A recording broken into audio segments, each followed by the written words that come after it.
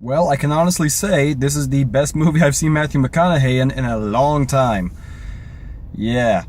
When I say Matthew McConaughey is actually a good actor in this movie, I'm being serious. Now, I enjoyed him in Sahara because I was a teenager when I watched it, and I know a lot of women happen to like him, but I think he found his shtick. Literally walking Satan. Man, is that terrifying. Throughout this entire movie, Matthew McConaughey's sole purpose is just to make Idris Elba's life miserable and taunt him like an internet troll, knowing that he can't fight back. It's actually quite enjoyable, and, no jokes aside, very creepy to watch. It's kind of like he's in the back of your neck, just whispering sweet, sweet chills up your spine. And he's a sadistic guy in this movie, and I'm assuming this all stems from the actual book series that The Dark Tower is based off of. A cursory Wikipedia search shows me that there is 8 of these books, but I don't know this is going to be very similar to what they did with the Narnia franchise, wherein there were 7 books, but they really only made 3 movies, if my memory serves me correctly. And they were very, I think there was book 2, book 3, and then book 5, or 5 and 6, something like that. But, this one could be a bit different. Though the titles I looked up, it seems like this is actually the second one? Maybe? Yeah, I never read the Dark Tower series. But, for not knowing the source material, not reading it, this is actually a pretty enjoyable watch. I went in, saw it, and honestly, it was pretty good. However, that's the best I can say about it. It's good, it's serviceable, but it's not really anything new. Which is kind of a problem with Stephen King books, in my honest opinion. He tries to take something new and try to spin it in a new light, but when he does that, the premise is interesting, but the execution feels very slow, very something we've seen before, and not much of a new light's really given to it. And sometimes it doesn't always come across that good.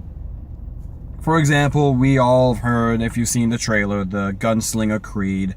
I do not kill with my hand. He who kills with his hand has forgotten the face of his father. I kill with my eye, etc., etc., etc.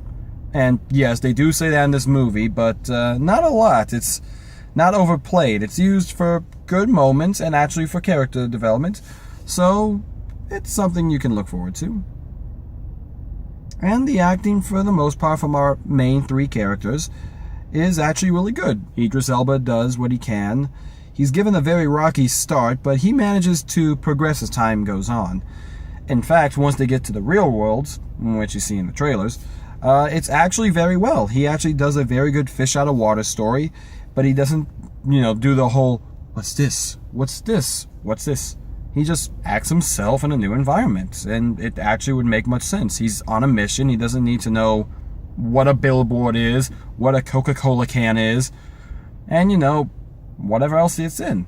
Whereas we see in a lot of other stories, it's very, After watching the Emoji movie and having to listen to their version of Spotify, or Candy Crush, or what they perceive YouTube and Instagram are, yeah, I'm still a little sore. That movie is still horrible. And to the people who decided to give it a good review, I'm sorry. Have you actually seen that movie? Please, if you think that is a good movie, I will literally recommend 10,000 movies that are 1,000 times better than that. And yes, for the people who did give it positive reviews on Rotten Tomatoes, I looked at their scores and found them to be a bit lacking. Which actually brings me to an issue with this movie. Before I go into most of these movies, I do a cursory glance at Rotten Tomatoes. And this currently has a 16%. Really? This is a 16%? Worse than the Transformers movies? Really?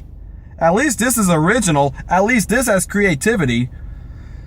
Well, as original creativity is going to get from Stephen King. And I'm a sucker for a good gunplay, so yeah. This isn't as good as one would say from John Wick, but it's pretty nice and fluid. And they try to do the whole bullet count thing. wherein that after every 6 shots, because his gun holds 6 shots, he'll dip his hand down as a cursory try to reload, or if he doesn't have time, he'll just holster and grab the other gun he has at the ready. Which brings to an issue I have if I was to get into spoilers, but I'm not going to do that for this one. Mostly due to the fact that there's really not much to spoil in this one, except for the ending.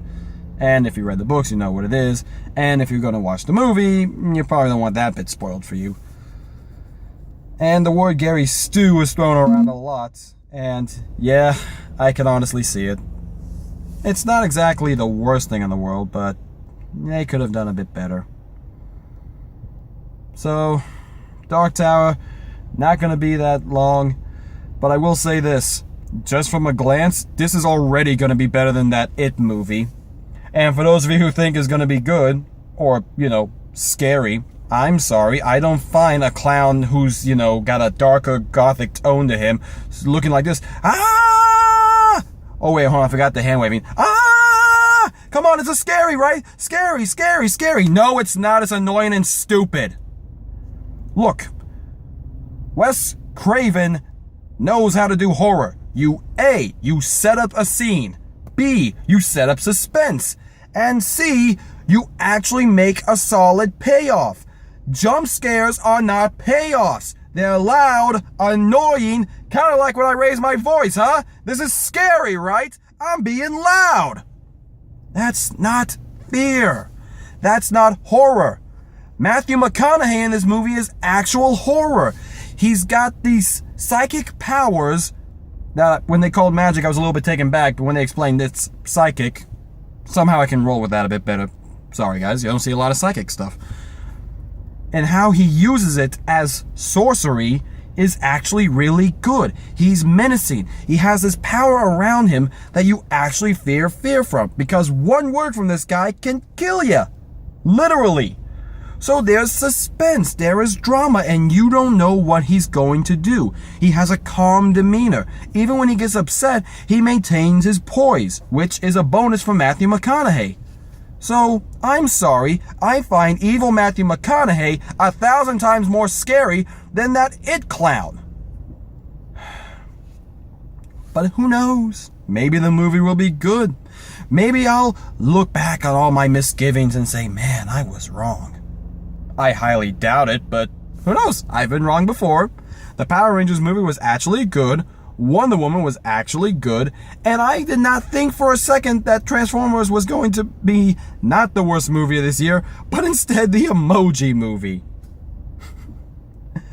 It's been interesting to say the least. So, I'll be back next week with another movie review.